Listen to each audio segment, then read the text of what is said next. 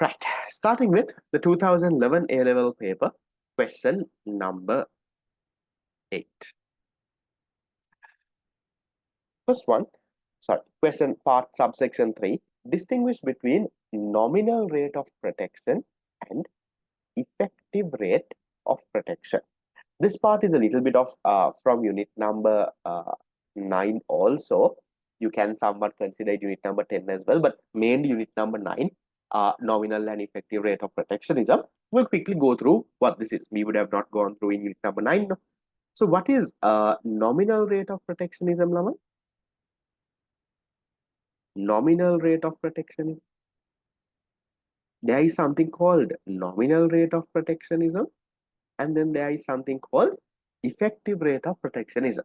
So this is directly your theory, no? If you have learned your theory, whatever that is there in your thought, you can write, Laman.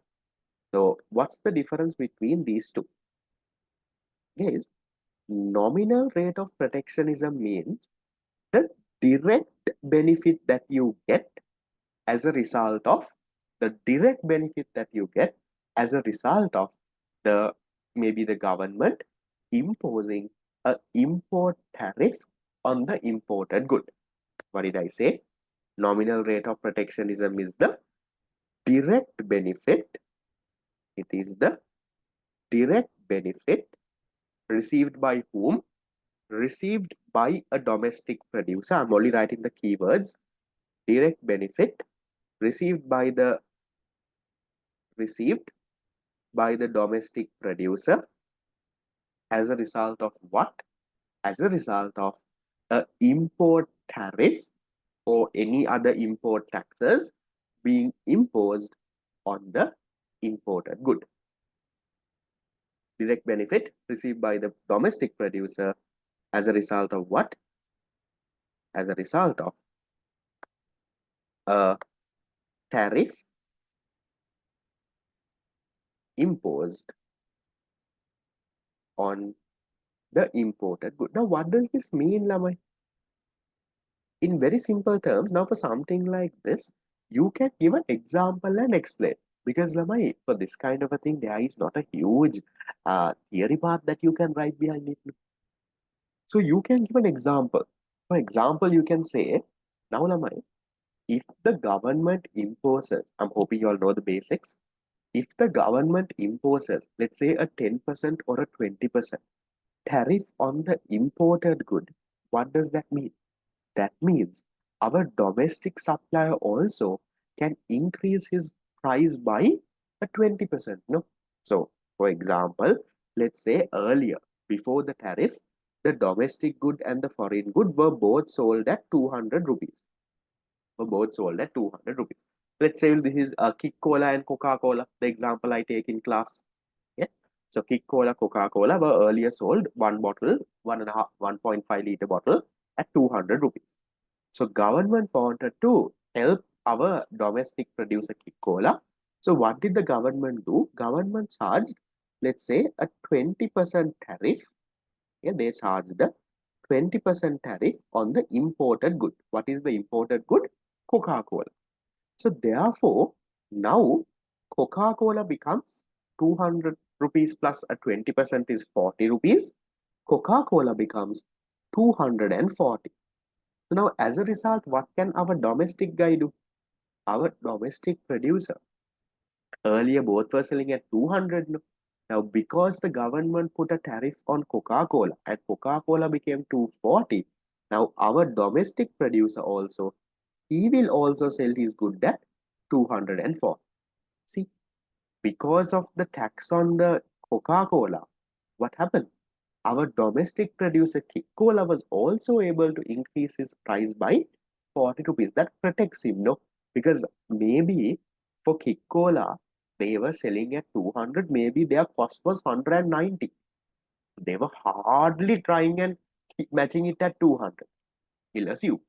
Okay. So now, because of the fact that there is an imported tariff on Coca-Cola, Coca-Cola can also sell at 240. Now Coca-Cola, their cost is 190. Now if they can sell at 240 means now they are getting a profit of 50. So that helps them to survive, right? So that helps them to continue expand production, keep providing jobs in the market, right? It helps them. That's what we call protectionism. So that is the story of nominal rate of protectionism. What is nominal rate of protectionism? The direct benefit that who gets? A domestic producer gets as a result of imposing a tariff on the imported good. You can give an example. You can say, for example, initially, if a domestic and a foreign good was sold at 200 rupees, and if there is a 20% tariff on the imported good, now the imported good would be sold at 240. As a result of this, the domestic producer will now be able to sell his good also at a price of 240.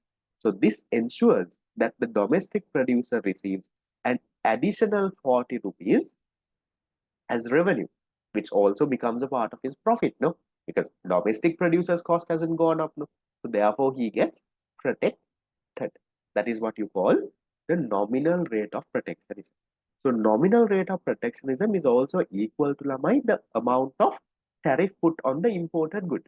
So if you put a 20% tariff on the imported good, our domestic guy also can increase his price by 20%. 200, he will also make it 240. That's the nominal rate of protectionism. Then what's the effective rate of protectionism? Effective rate of protectionism goes a little bit more beyond this, because he'll increase by 240. Yeah, he will increase it by 240. Remember, Lama, when we draw the diagram, I'm hoping you all know the diagrams, right? The demand, supply. So the imported good was sold at 200. So now when the tariff is put and let's say imported good is at 240, now our domestic guy also will supply 240. Now just go and see in the market. Coca-Cola is not cheaper than Coca-Cola. Coca-Cola, maybe there are offers, seasonal offer, that's a different story. Price is the same. So Coca-Cola won't try to reduce price and try to compete with those people. No. Coca-Cola also will try to match that price because that helps him with getting more profit.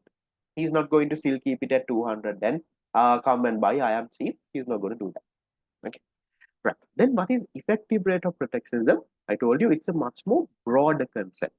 In effective rate of protectionism, you don't only take into consideration the tariff on the final good. Now, here, this is a tariff on the final good. No. It also takes into consideration, in addition to the tariff on final goods, it also takes into consideration any tariff put on your inputs. Now, what if the government also, along with putting a tariff on Coca-Cola, what if they have also put a tariff on, let's say, imported sugar? So maybe Coca-Cola is using imported sugar. So then it becomes a little different, no? Because for Coca-Cola now, on one side they are getting benefited because the Coca-Cola is being taxed. On the other side, even their input which is sugar they buy to make their drink, that is also being taxed.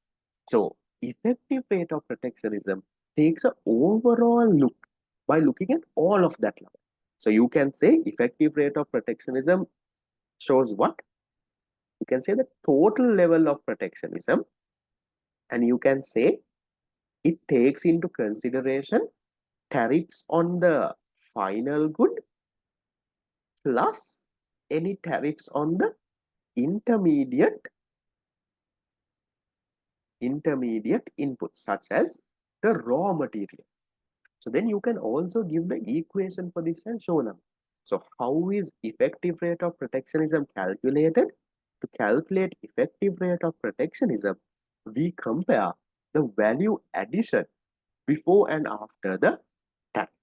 So value added after minus value added before divided by the value added before into, and you can give a small example of what this thing is. Difference between value added of imported and value added under free trade. Past pay. Yeah, it's the value added of the domestic good. I don't know what the past paper answer is. Maybe past paper answers sometimes are wrong. I don't 100% depend on it, but not that it's very wrong, but usually. So it's the because of the tax put on the imported good, by how much is the value addition of the domestic good changing by. So value added of the domestic good before the tariff and value added of the domestic good after the tariff. So how do you get value added? The gross value of output minus intermediate consumption. Those basics I'm not going to get into. So you can explain. So ideal lamai, now remember, I'm repeating since A levels is near again. A distinguished type of question, please don't draw two tables side by side and write. It has to be proper paragraph based answers, one on nominal rate of protectionism and then another paragraph based answer on effective rate of protectionism. That has to be your answer format. So you need to explain, give some examples if possible. No problem, but remember I told you last class also, if possible, give examples and explain. Nothing to lose. And econ is not a paper that you will run out of time. You can draw tables if they say differentiate. But in your A-level paper, they don't, econ paper, they don't say differentiate. Okay. Usually they use the word distinguish. Then it has to be a proper paragraph based form. Okay. Then Lamai will move to the next one. Okay. Here also again distinguish between flexible, fixed, and managed floating exchange rate. A very easy question coming from your theory. Here, see Lamai, they're giving you 6 marks on. So that means 2 marks for this, 2 marks for this, 2 marks for this. So this is the distinct. So compare also means to show the differences and whatever similarities if there is. Compare and contrast. So then start off with what is a flexible exchange rate. So I'm not going into writing Vandi Salama, you all know from your theory itself. So what is a flexible exchange rate? That is an exchange rate where the exchange rate is determined based on the demand and supply for the currency in the foreign exchange market. Where the exchange rate is determined based on the demand and supply of the currency in the foreign exchange market. You can give a small intro like that, and then you're right for 2 marks now. Give a little bit more. You can say in a flexible exchange rate, the exchange rate is prone to or is always fluctuating, is prone to high levels of fluctuation because every day, depending on the demand and supply, the exchange rate can change.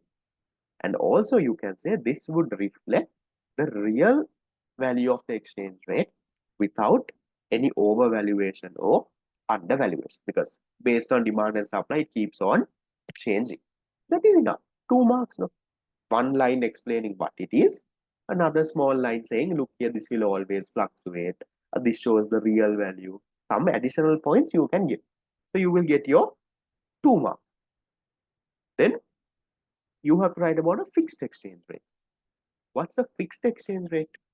A fixed exchange rate is where the exchange rate is set at a fixed level by the monetary authority of a country. So in Sri Lanka, it will be the central bank. And the exchange rate will only change if the monetary authority decides to change it in the future. So, and also you need to keep in mind, they can't just keep it fixed, Lamai. In order to keep it fixed, the central bank will have to artificially buy and sell reserves or buy and sell, create a demand or supply for the foreign currency in the foreign exchange market to keep it at that level. Otherwise, you will wonder, so why can't Sri Lanka have a fixed exchange rate? So why can't we just keep it at 200? Then problem solved. So everything is solved. Then there won't be, we won't have high levels of inflation also. Why can't we just keep it at 200? You can't just keep it as a number that you like. Remember, we have discussed those. If you want to keep it at a fixed level, you have to use your reserves and somehow create an artificial demand and supply and somehow keep it at this thing. Okay, you can talk about that.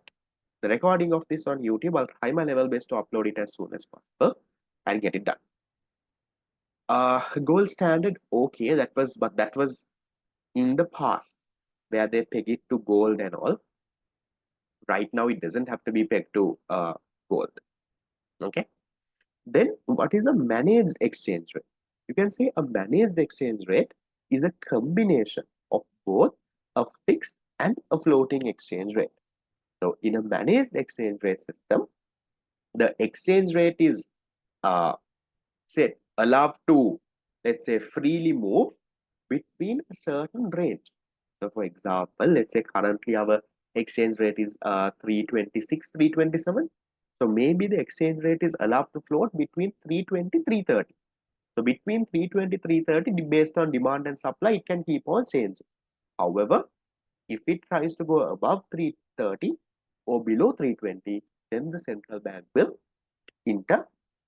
That's the managed floating exchange rate system. It's a combination of a floating and a fixed exchange rate. So again, very simple stuff now. So your answer can be 3 paragraphs. 3 paragraphs. Each paragraph you need to write for 2 marks on what is this, what is this, what is this. So in your paragraphs, clearly the difference has to be shown. Don't write nonsense because you're writing a distinguished question. So here you should say, look here, exchange is determined based on demand and supply. In a fixed, you should say exchange rate is determined by the monetary authority and they keep it fixed. Then managed, you should say, look here, the exchange rate is allowed to freely float between a certain range. You know, those keywords have to be there as well. Don't write utter nonsense when you write this. So just to give you like the length of the answer. So maybe 1 paragraph, 3 paragraphs could be your answer. There is no length like that, but I'm just saying to mention the key proper stuff and all.